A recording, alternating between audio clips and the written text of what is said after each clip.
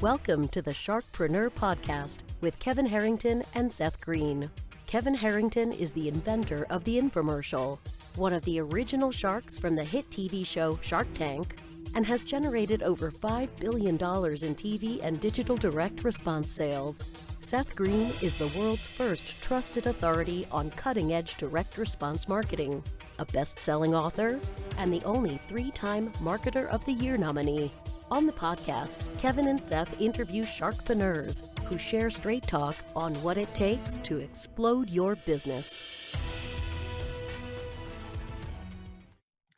Do you want to become insanely successful?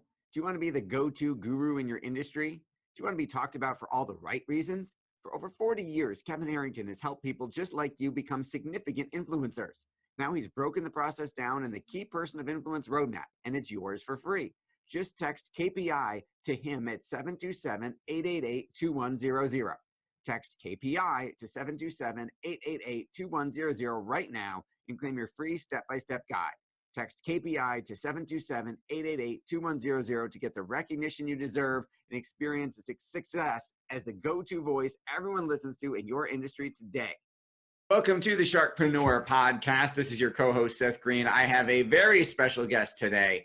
He is none other than Matthew Bowles, who is the founder of the Maverick Investor Group. We're going to talk about that in just a minute. He is the co-host of the Maverick podcast. We're going to talk about that in just a minute. I'm going to give a full disclaimer. We have a pre-existing relationship, which you will also hear about, and that Matt and I have been best friends for, I think, about 30 years we're up to now. And we'll talk a little bit about some of that and how that has informed our parallel entrepreneurial journeys. Matt, welcome to the show. Seth, so amazing to be here. Thanks for having me.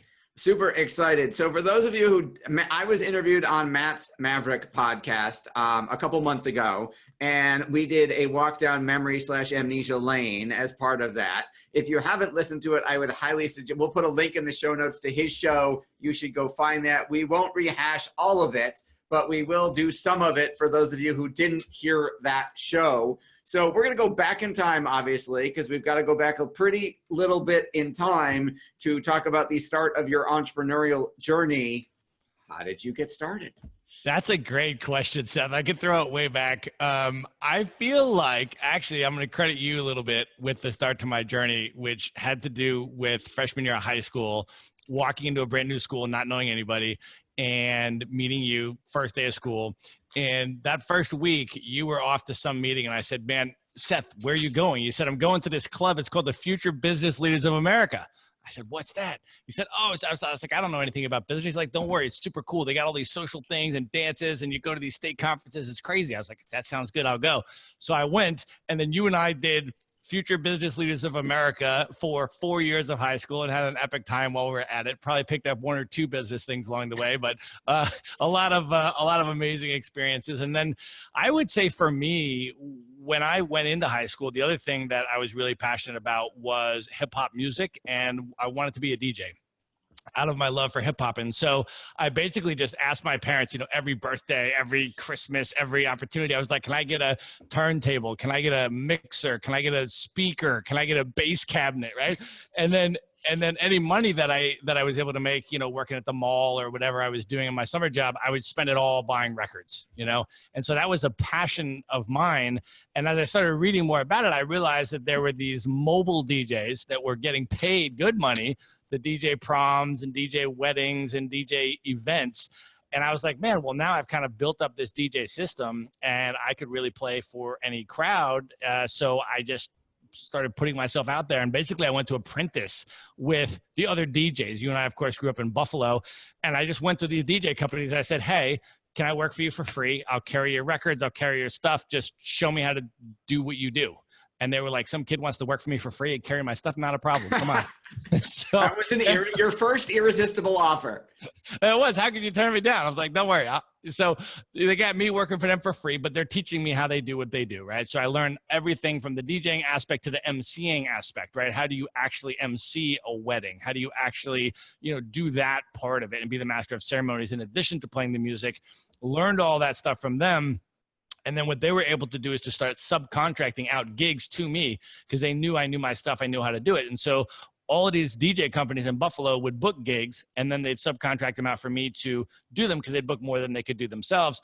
And then I started my own mobile DJ company also in addition to that, and started, marketing and getting my stuff out there and getting my own DJ gigs. And so by the time I was probably at the end of my junior year of high school, I started getting hired to DJ senior proms at other high schools.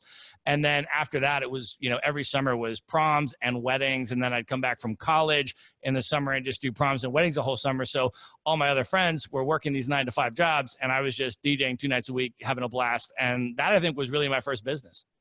Awesome. All right. So we could talk a lot about that, but we need to fast forward a little bit.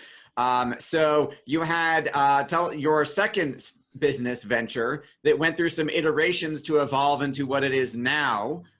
Started with a book, I believe, that you read in college.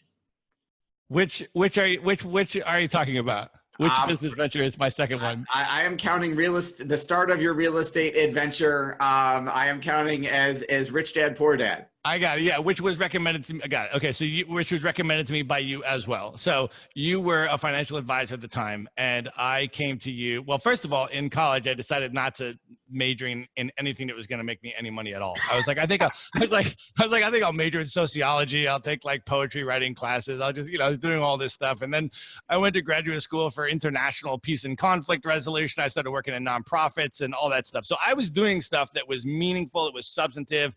It was affecting positive change in the world. It was from the heart, and I cared about it. It was good, but it was not going to make me any money. So I came to you. I said, Seth, listen, you're a financial advisor, man. What do I need to do in terms of this investment stuff? And so, so you said, read this book. It's called Rich Dad, Poor Dad by Robert Kiyosaki. I said, never heard of it. I'll take a look. So I read that. And then from that, of course, I started reading all the other books in his Rich Dad Advisor series. And then I started reading all these other investment books. And ultimately, that led me to real estate investing. And so I learned how to buy rental properties, and I started buying rental properties. And as I did this, then I started buying more rental properties. And as I did this, people were coming up to me and they were saying, hey, how are you buying these rental properties? You're buying them out of state. You're buying them in different markets you don't live in. You're not the landlord apparently, but yet you own the property. How does that whole thing work? I said, well, let me show you, right? And I said, this is what I'm doing. So what happened was I started helping all my friends buy the same types of rental properties that I was buying.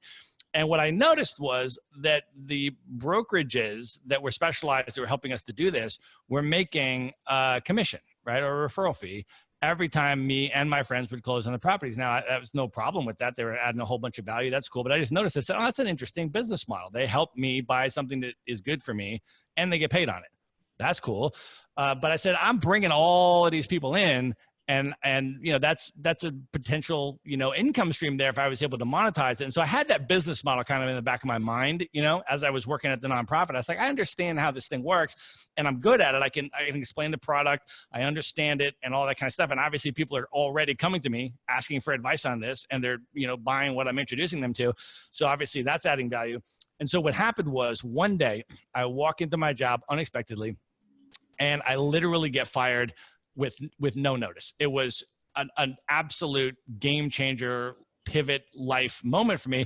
I remember this conversation. You remember, because I think you were one of the first people I called. I was like, Seth, this just happened. This is crazy. Said, I just got fired, and I said, congratulations. You said, congratulations, first day of the rest of your life. I said, that's a good point. And so I literally on that day, right? I mean, I called a handful of people, called my mother, called you, right? I mean, a few people. And on that day, I said, you know what? This is clearly a transitionary moment. It's clearly a sign for me that I'm going to go in a totally different direction. So I'm not going to apply for another job, either in the corporate world or the nonprofit world or anything else. I'm going to figure out how to start my own business. Now, there's only one problem. I had no idea how to start a business. So you and I had a few conversations, but then I went to the bookstore and I started reading books on how to start a business, right? And fortunately, this was 2007 now, so 12 years ago. When I was going into Barnes & Noble one day, there on the table of the new business books was a book called The 4-Hour Workweek by Timothy Ferriss. I picked it up. I read the back cover. I said, that looks amazing. Sat down, read the entire book immediately the day it came out. And I said, this is what I'm going to do. One of the things that book taught me was the importance of location independence and the freedom of mobility being as important, if not more important, of a currency than money. And so when I designed my business plan, I didn't just design a financial business plan. I wanted to design a business plan that was going to facilitate my location independence as well. So I would build a business with that infrastructure from the beginning. And then I realized there was one other problem. I didn't have most of the skills required.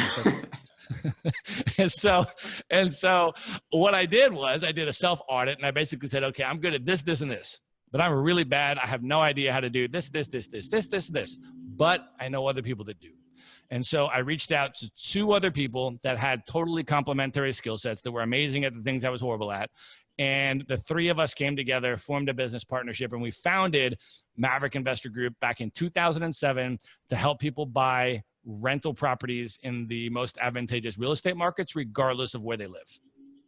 Awesome. Okay. So you started that. So talk about your location independence and how you turned what is normally a traditional bricks and mortar business, being a quote unquote real estate broker or agent, which everybody's familiar with because you've either bought a house, sold a house, or you know someone who has, and everyone knows somebody, Aunt Carol or whoever, who's a part-time real estate broker. They might do it a few hours a week. They move a few houses a year, but they get the idea. And they think real estate agent, real estate broker, I've got to have an office. I've got to drive people around to see, like my wife, to see 50 different houses before they pick one. I've got to be there all the time. And residential real estate being feel estate, all based on emotion because you're going to live there. Talk about how you basically reinvented that business model, and you have clients that you never physically see and places you've never been, and changed the industry, so to speak. Yeah, we have not met in person 95% of our clients. We have not met them in person. And so what we identified was the fact, first of all, that there's no need to do that for either for us or for the clients. And in fact, this actually stems back to the core value proposition of our company. Is actually relates to the location independence for us, which is that we do not want our clients to be geographically restricted in terms of where they are buying real estate. We want our clients to be able to buy real estate in the best real estate markets for investors, regardless of where they live. So if they want to live in San Francisco or they want to live in Manhattan, that's fantastic, right? Those are amazing cities to live in. But they are not good cities to buy cash flowing rental properties in, I will tell you that. So, but we don't want to say, oh, you got to be a landlord. You got to do take the tenant calls at night, and you got to live in the market where you own the real estate. So you can only own in San Francisco if you live in San Francisco. No, you should be able to live in San Francisco or Manhattan or Buffalo or wherever you want to live and do what you want to do with your lifestyle, have control over that, and still be able to invest in the best real estate markets. The same way that if you're going to buy stock in a company, you don't care if the corporate headquarters are in your hometown. You, Seth, are not only buying stock in companies that are based in Buffalo, right? I have not bought stock in any companies in Buffalo. Exactly. So in the same way, it's an investor mindset, right? And of course, real estate markets are all very local, right? There's not one national market. Different real estate markets go up, they go down. They're more advantageous or less advantageous to buy in over time. And so what we wanted to do, first of all, was to create a client-centric value proposition that basically said, we want to work with our clients over the long term and to help them continue to build a portfolio to buy and hold, not to flip, to buy and hold cash flowing rental properties, and to help them to diversify and do this across markets over time. So they're continually buying in the most advantageous real estate markets where they can get solid cash flow. There's positive economic indicators. They're locking in a really advantageous price to rent ratio and a good cash flow margin each time they buy. And so that was the concept. That was the value proposition. Now, in order to do that, we can't be based in one market, right? A traditional brokerage model or a traditional real estate agent is confined to their own market. So they have to tell you that their market is the best one to buy in. They have nothing else to sell. They have to retrofit their marketing materials to sell the product that they have. We decided we want to do the opposite. We want to put the client's interest first. If we were to help our clients buy in the best real estate markets, how would we do that? Right? And so we can't confine ourselves and our real estate buying opportunities to one market. We need to have them open and to have them be able to move from market to market over time and help our clients buy continually in the best markets at the time that they're ready to buy. And so that alone, that business model alone does not lend itself to a geographically restrictive model. So then we said, how do we do that? Right? We are not I am not an expert in all of these different markets. I don't have a, real estate license in all of these different markets. So what we decided to do in our model was, let's build business relationships with local market experts in those markets on the ground.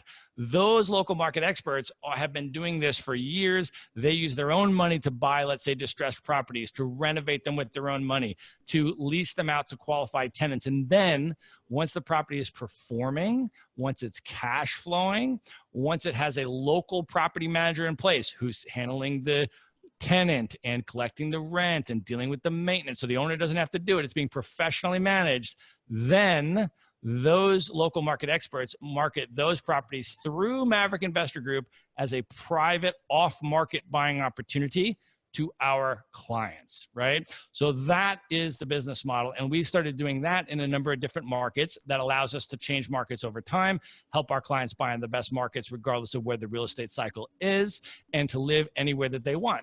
Now, as a result, that also created an opportunity for us to say we too, and our staff, want to be location independent, not tied to a location. And because we want to choose where we live, and we want to travel at will, right? And so that gives us each the opportunity to make our own lifestyle design choices, which we and our staff have. And so our staff is all over the US and they're all over the world. Okay, so that's a whole lot. There's a lot we could unpack in that answer. To oversimplify it, you're not building the property, you're not putting the tenant into place, you're not contracting with property management, you are in essence almost wholesaling, you're buying it already done for, it's built, there's someone living there, there's a lease, somebody's mowing the lawn, they're paying their rent, there's a net cash flow, and then you're getting that property to your clients who are then, obviously you're getting paid for the sale, and then they're getting their net profit checks every month. We are and a couple clarifications there. So we are a licensed real estate brokerage. That's exactly right. We are a brokerage. We are not doing the buying or the selling. We are a real estate brokerage, except that we're not a traditional brokerage because we have a very niche specialty, yes, which is we only deal with individual real estate investor buyers that want to buy cash flowing residential investment property to own and hold as an investment. So this is not a REIT. This is not a security. This is not a real estate backed security. You're owning the hard asset. You own the deeded house. So these are single family homes, some cases 2 to 4 unit properties. So you get all the benefits of actually owning the hard asset. You get the depreciated, you get the tax benefits, you get all of that. Okay. But you don't have to live near the property and you don't have to be the landlord because it's already been renovated. It already has a tenant in place and it already has a professional property manager collecting the rent. So for people that are busy, people that value their time, but want the value of owning the hard asset, those are our clients. That's exactly who we work with. So I write you a check.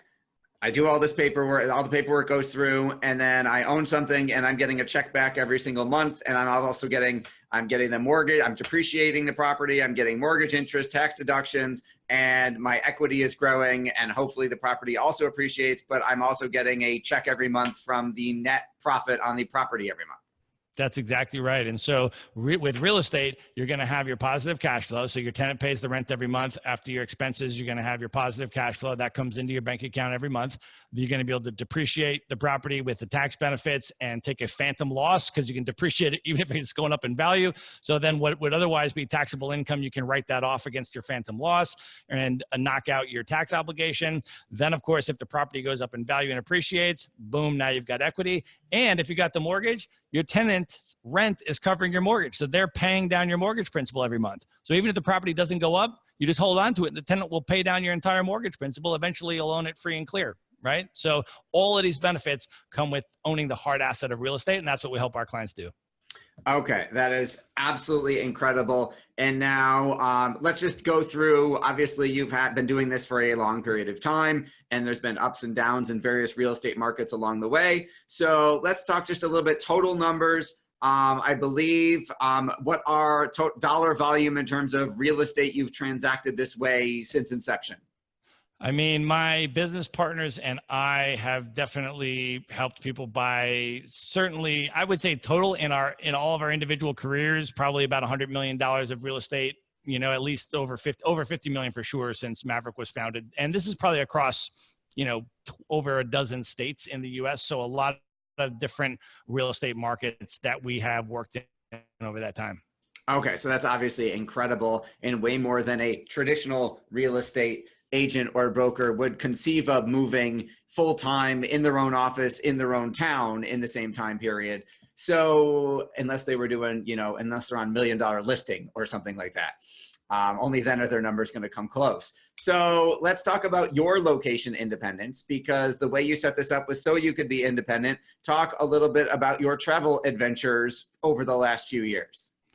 Well, I am doing this interview today live from West Africa. I am in Dakar in Senegal, which is right on the beach. It's an amazing West African city. And I just got here about 3 days ago.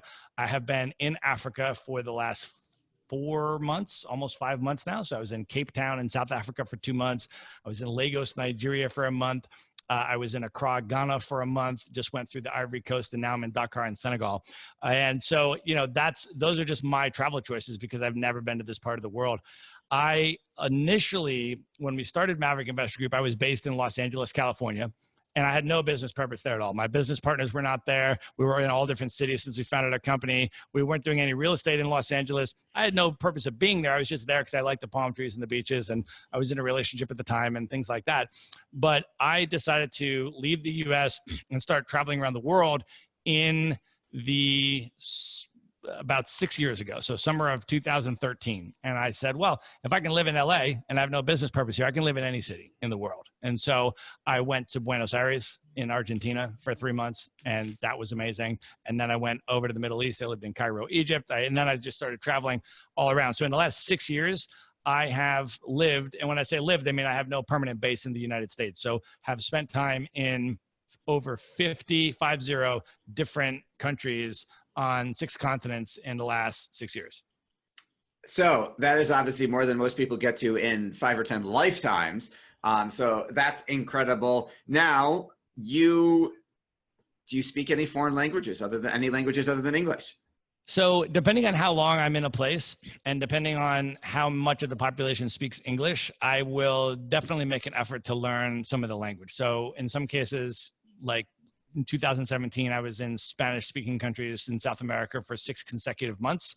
And so that was really helpful to kind of get into the groove of speaking Spanish. But sometimes I'll go places for just a much shorter period of time. Like I lived in Rio de Janeiro in Brazil for 2 months, and I learned enough Portuguese to get by while I was there. But then when you leave, you kind of forget that if you don't practice it, right? So I'll make an effort to learn a bit of the local language because I feel like that's a cool part of the cultural experience to at least be able to say some basic things to the local people there and kind of, because I also like to stay places for a while, right? Like I don't go. You're not in and out in a couple of days, or a week, like a tourist might be. You're there for a month or months, plural. Right. And you are not living in the Ritz-Carlton or Marriott's. You have no fixed permanent address or mortgage. So talk a little bit about how you've been able to pull that off and how that's changed over the last 6 years. Yeah. So when I started, it was Airbnbs, and I was like, wow, Airbnb is amazing. This is crazy. Like 10 years before I started, there was no Airbnb, and you would have either had to go to a hotel or find a traditional real estate broker to rent you a long-term apartment or something. Whereas Airbnb, you're in on whatever date you want, out on whatever date you want. So that can be a month, it can be 3 months. And then you have an apartment, with a kitchen and everything. And you live there. That is your place where you reside. Right. And so I do like to do that. I like to go for a month, 2 months, 3 months. The longest stay I did was about 9 months, which was in Cairo in Egypt. But I like to live in places, go to the grocery store, and buy food and live there and go to your local coffee shop and get to know those people and all that kind of stuff to feel like a resident as opposed to a tourist. I also like to get into a regular lifestyle groove. I'm of course working, I'm running a business. And so, I'm not just racing around to museums and taking selfies in front of monuments and, doing all that stuff. I'm actually a resident. I actually live there. Right. And so for me, I really, really like that, the duration of that time. And so the thing that happened though, and I'll share this with you as I started doing this. And initially when I was traveling, when I left the US, I was in a relationship, as I mentioned, right? And so my relationship partner and I traveled together. She and I were traveling together for probably about 2.5 years. And then when we broke up, I wanted to continue traveling, but I was really starting to feel a loneliness, right? Because even if you're traveling with one other person, it gets quite lonely if you're doing it long-term without a social community. And so what's happened in the last 4 or 5 years, which has been so exciting, is that companies have come into the space to cater to people like me, right? People that can work remotely. Either they're jobless and work remotely, they're a freelancer, or they run a location-independent business, one of those 3 categories. They can generate remote income from somewhere else in the world. They don't have to be in a fixed location. For those people that want to travel the world, but they want to do it as part of a community and have that social base, there have now been a handful of companies that have come up and said, you can now do this. We will facilitate this, and you can sign up for, in some cases, a year. The first one that I did was called Remote Year. It was a 12-month commitment, and you travel the world for a year with a group of about 50 people. You don't know any of them before it starts, and you meet each other and your community for the whole year, and you stay in a different city each month for 12 months across 4 continents, and you travel the world together. And it was unbelievable. And then after I've done that, I've plugged into other groups for shorter term durations, a month or 2 months or 3 months, and you can just go around the world. So now most of the travel that I do, I'm landing in a city I've never been in, but I have a group of, 10, 20, 30, 40 people there. They know I'm coming. They want to hang out with me and have an immediate social community. So it's amazing. That is absolutely incredible. And I believe the term for that is digital nomad now. A lot of people call us that. I'll accept that. Absolutely. Yeah. Digital nomads, just people that can work remotely from anywhere in the world and choose to exercise their location independence to go and live in cool places. Okay. So what do you like best about what you do, and what do you like best about where you're doing it from? So in terms of the business, what I like best about it is that, when we structured sort of our why, if you will, why do we do what we do? Number one, we are helping our clients build their wealth and create their passive income and expand their own location independence, right? So as our clients buy property after property after property and build their portfolio, their stream of passive income increases, covers more of their living expenses. They have to work less at their job, right? And so that really helps them to create more freedom. And however they want to choose to spend that is fine, right? I mean, some people might choose to travel the world. Some people might just say, hey, I want to spend more time with my family. I want to coach my kids' soccer games. I don't want to have to work as much. That's totally fine. That's the whole point, is you have freedom of choice, that you're living your life on your terms, whatever those are. But we help our clients to do that. And then we also created a mechanism in our company where we committed to giving back 10% of our net revenue. Before we take anything out of the company for ourselves, 10% of our net revenue, we donate that to causes that affect positive change in the world that we care about. And so as our business does better, so too do the charities that we contribute to. And so that really inspires and motivates us as well, right? So for me, that's really what is inspiring about the business model that we do. And then in terms of the lifestyle, man, it is unbelievable. I mean, it is, I on the one hand, I don't want to entirely romanticize it, that it's perfect, because obviously you have hard times and challenges, just like you would anywhere. And sometimes with traveling, there's different types of snafus or different things that go on. But I will tell you, man, it is pretty romantic.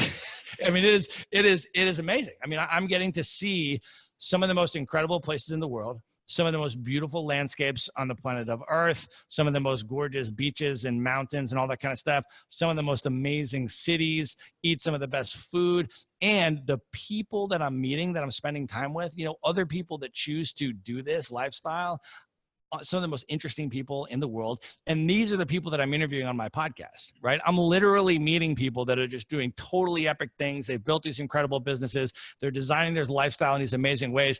I find myself in conversations with these people it's like a rooftop, a bar somewhere, and we're just having this insane conversation. And I started saying, you know what? I want to record this and share it with other people. So that's literally what inspired me to start the Maverick Show podcast.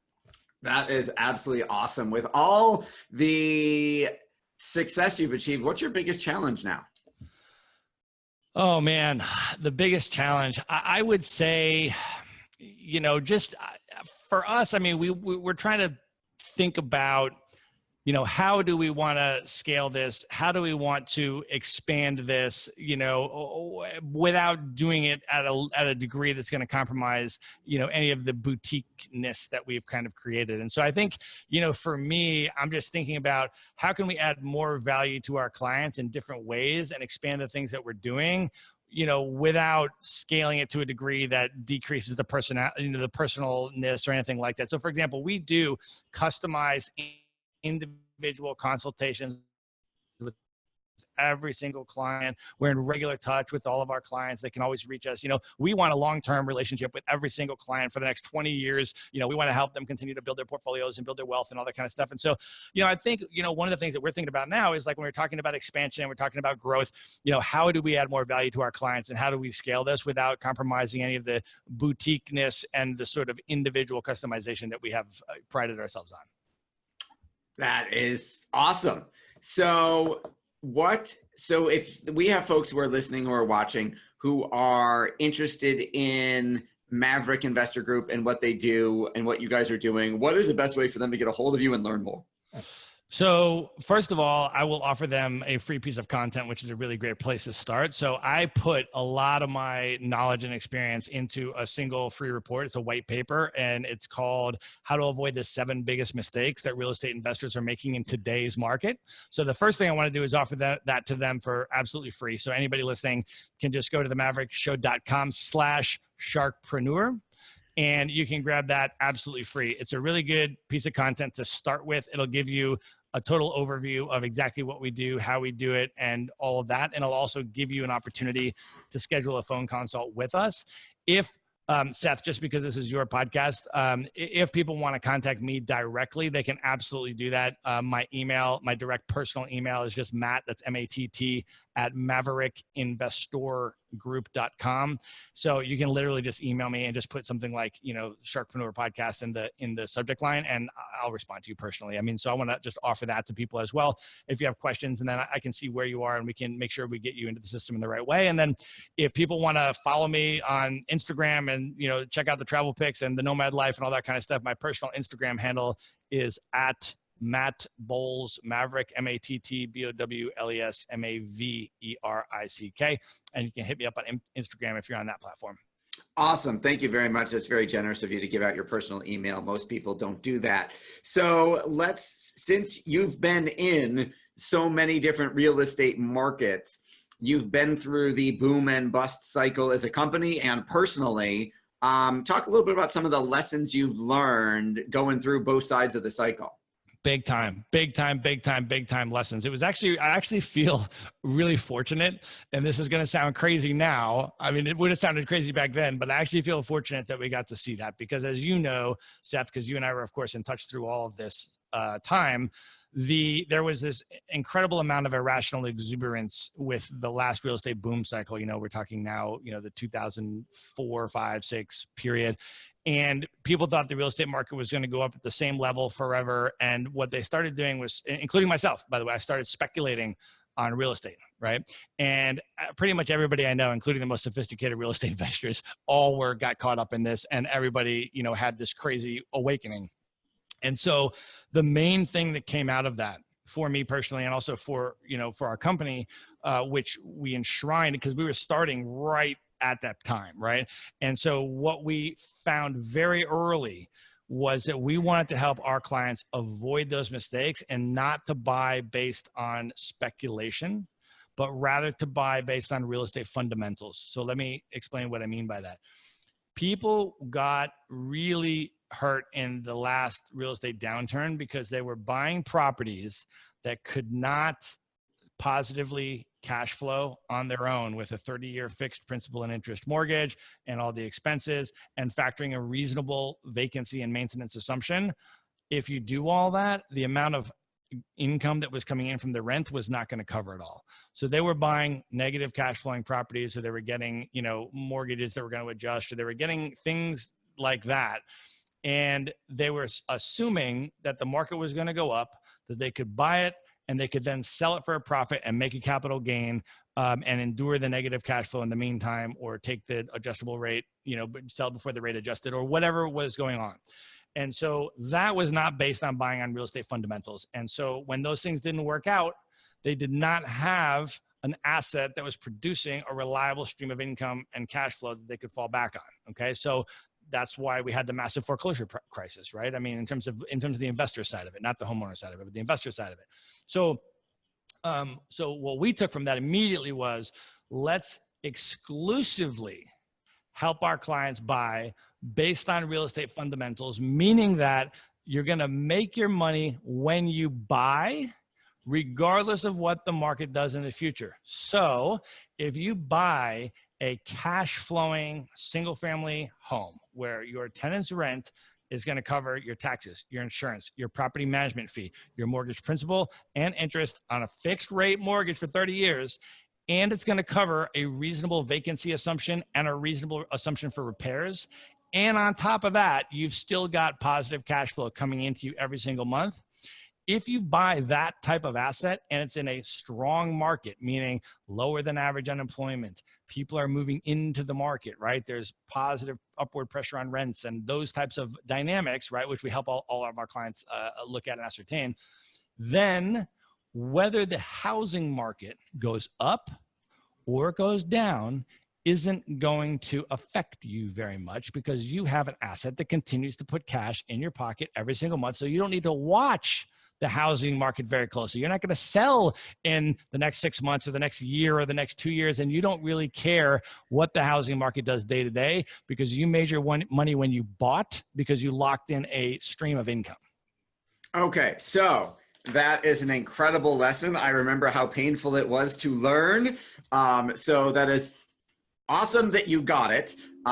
Sucks at how you got it, but obviously has made you and your clients a lot of money and avoid a lot of mistakes since then, some of which I'm sure are in that report that you offered to give away. So now let's talk about the happy side. Favorite place you've ever been and why? Oh man, meaning like just a travel destination? Yes. I got to pick one. 50 countries. All right, give me your top 3 and why. All right, I'm going to pick them on different continents. I'm going to pick Thailand in Asia. Thailand is one of the most beautiful countries I've ever been to. The cost of living in Thailand will blow your mind. It is unbelievably inexpensive. People from the US, I mean, if I start telling you how much it costs there, I mean, their minds would be blown, right? Like you can literally, if you want to rent an apartment in Thailand for a month, let's say a studio apartment, for a couple or something like that for a month with all the utilities and Wi-Fi and everything included, fully furnished, it would be about $300 for the month. Okay. If you go to a highly recommended restaurant, you order a seafood entree, let's say you order a shrimp curry at a really good Thai restaurant, $3 for the dinner. I mean, for your entree, right? I mean, so like those are the kind of prices we're talking about. The food is unbelievable. It is one of the most beautiful countries I've ever seen. And they're some of the warmest and sweetest people you will ever meet. It's also a fascinating cultural place. Thailand was the only country in that region in Southeast Asia that was never colonized. And so there's a lot of really incredible cultural authenticity there. So in Asia, I'm going to go with Thailand. In South America, I think I got to go with Brazil. It is one of the most just unbelievable countries I've ever seen. I'm really into street art and graffiti art, and Brazil has some of the most amazing in the world. The music scene, the street parties. I was there for Carnival. I mean, it has probably the most extraordinary beach culture on the planet of Earth. Ipanema Beach in Rio. Unreal. But even inland, when you go to Sao Paulo and these kind of places, I mean, the food scene, if you're into culinary stuff, street art, as I said, music, I mean, it's unbelievable. So Brazil is enormous. I've only seen a fraction of it. I've been 3 times, but I'm going to pick that in South America. And then, oh man, Europe. If I were to pick a country in Europe, it's a tough one. I might go with Spain. Spain just has so many different types of places. The food and the wine are so good. And I always just have an incredible time in Spain, whether you're out in the islands, like the Canary Islands or the Balearic Islands or Barcelona, Madrid. I've been to the Basque Country for a month in the north. I've been to Andalusia for a good bit of time in the south. And it's just a super diverse and amazing country. The consistency being the food and the wine are just ridiculous off the charts. So I'll pick those 3 on 3 different continents. Awesome. And then for our listeners who are either going to go back and listen to my interview on your show, or who want to, I'm going to go, since we did top 3 countries, I'm going to go top 2 antics of our situation, of our friendship in the last 30 years, but you can't count Wellsville because we already told that story. Oh man, antics. Let's see. Well, there was the time when you and I went to an FBLA conference in Rochester, and we were walking through a shopping center, and they were offering to airbrush your clothing, right? So this would be permanently like creating a permanent paint, airbrushed paint thing on your clothing, and you could get them to do whatever you want. And so time, I mean, we got to contextualize this. This is early 90s. And so your favorite rapper at the time was Ice-T. And my favorite rapper at the time was Chuck D from Public Enemy. And so you and I were like, you know what? Let's do this. And we're not going to tell our parents, right? we're like 14 or something, right? So, or 15 or something around there. And so we're like, okay, so we bring our pants, and then they did it up. And so then we I don't even remember how this unfolded. I think we just rolled back, and all of a sudden, like, our parents just noticed that we had this like airbrushed, like spray paint looking, hip hop artist on our jeans. And they were like, what is that new feature on your clothing? So I feel like that was one of them. And then, oh man, there were so many, dude. I don't, what else should we talk about? The Wellsville one was epic. That was epic. That's on my podcast. So people got to hear that story about when I would take you on my DJ gigs with me. That was completely epic. But we got into so many different things. I don't know. Is there another story you think I should tell? It's hard to narrow it down, which is why I'm glad you're on the other side of the mic this time, because you made me do it. So turnabout is fair play. I feel like, yeah, man. Oh, geez, dude, there were so many. I feel like, what I feel like we did though? I mean, just going back to like I got it, dude. I know what we would do. You and I would set up casinos in the hotel rooms of these conferences, right? And so the other thing is that you were a magician even back in high school, right? You developed that into a high level professional thing. But even back in high school, we were doing like 3-card Monte, and like the shell games, and like, with the kids in school and stuff like that. And then we would go, but we parlayed that into setting up these casino environments where we would turn our hotel room, because we take, it'd be like a class, an FBLA conference. So it'd be like a whole bunch of people, like 25 kids from our school would go, and then we'd all have these hotel rooms in the hotel block for the conference. And so you and I would set up these casinos, and we would be the house, right? Because everybody's like, oh, I want to play a casino game and I'm going to be the player. And you and I were like, you know what? That's great. We'll be the house. So we'll have the house rules on our side, and so we would set these casinos up. We'd have craps tables in the hotel. We're like 15 years old. We'd like unveiling these like felts of for craps tables and blackjack tables and all of that kind of stuff. And so I feel like we were running like all of these different business ventures, shall we call them, that people were happy to, participate in. So yeah, epic though. High school for me and you was insane. All right. So I will add a couple things to that story, and then we'll wrap up. That ultimately graduated to an actual casino table. It graduated beyond just a couple felt layouts on beds. And I still own that table. It also transforms into a coffee table that is in my living room. But my children ask on a regular basis, Daddy, can we play casino? And so we break out the craps table, the roulette table, the blackjack table, and we play. And it's been a great way to teach them math and odds and probability. Why you always want to be the house. Except, Lily is 6. So at the time that we're recording this, so all she wants to do is be the person who gets to drop the roulette ball in when it spins.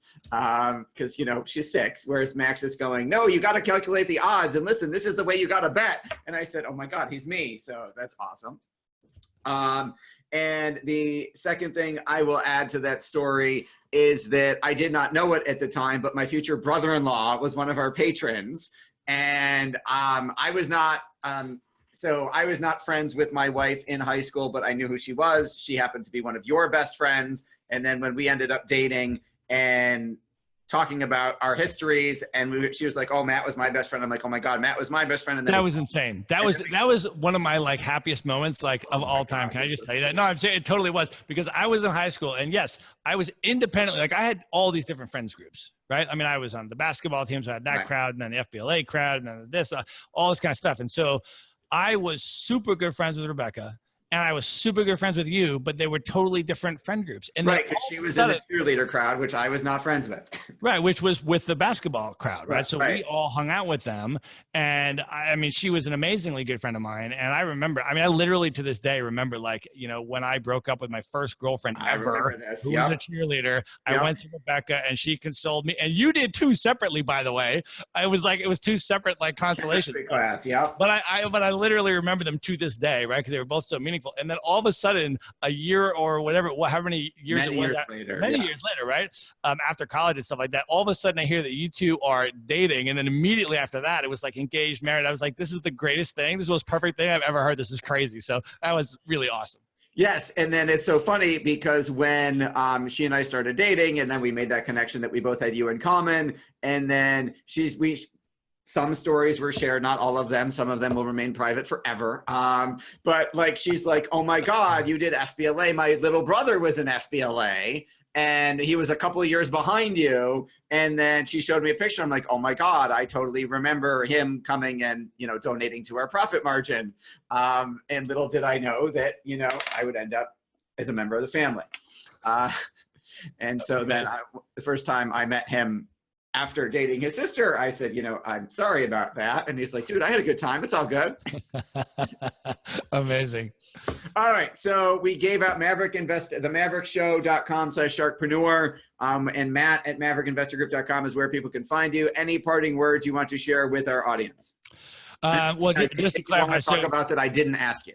Oh, free report, mavericinvestorgroup.com/sharkpreneur. So I just want to make sure you go to the website there. We can link that in the show notes. The podcast, though, if you're interested in the podcast, it is themaverickshow.com. So that is the right URL for the podcast. If you want to listen, we publish every Monday, and it is, the subtitle of the show is Adventures in Real Estate, Entrepreneurship, and World Travel. So my goal is to interview the most interesting real estate investors, entrepreneurs, and world travelers today, people that I'm meeting that are just doing extraordinary things, have amazing lives. And I'm basically breaking down with them exactly how they did what they did and breaking it into actionable steps that other people can do. So whether you want to live an increasingly location independent nomadic lifestyle, whether you want to build your business, whether you want to invest in real estate, whatever it is, there are episodes that go very deep into all this stuff. So it's available anywhere you listen to podcasts, on iTunes, Spotify, Stitcher. Just search for The Maverick Show with Matt Bowles, or you can go to themaverickshow.com and you can just check it out there. But definitely start by listening to the Seth's episode because it was epic and amazing, insane value, and also hysterical. We tell a whole bunch of more stories that are really, really awesome. So we'll link that up in your show notes as well and send people there. Awesome. All right. Thanks everybody for listening or watching. Matt, thank you so much for joining us. Been an awesome episode. We greatly appreciate your time. Thanks, buddy. What time is it where you are, by the way? It is 4:45 p.m., so I'm just 4 hours ahead. Oh, okay. It's not bad. Okay. I just wanted to make sure we weren't doing it like 2 in the morning. I do those sometimes. I bet. All right. Thanks everybody for listening and watching. We'll talk to you and we'll see you next time. Do you need money to fund your idea, product, or service? Are you ready to take your business to the next level but need capital to get it done? Kevin Harrington has heard more than 50,000 pitches and knows how to help you make the perfect pitch to get the funding for your entrepreneurial dream. He's distilled the process down in his perfect pitch cheat sheet, and it's yours for free. Just text PITCH to him right now at 727-888-2100. Text PITCH to 727-888-2100 right now and claim your free perfect pitch cheat sheet. Text PITCH to 727-888-2100 to start funding your dream today. This show has been produced by Market Domination, LLC. To discover how you can have your own show completely done for you and turn it into a real published book and become the authority in your marketplace, go to www.marketdominationllc.com/podcast offer.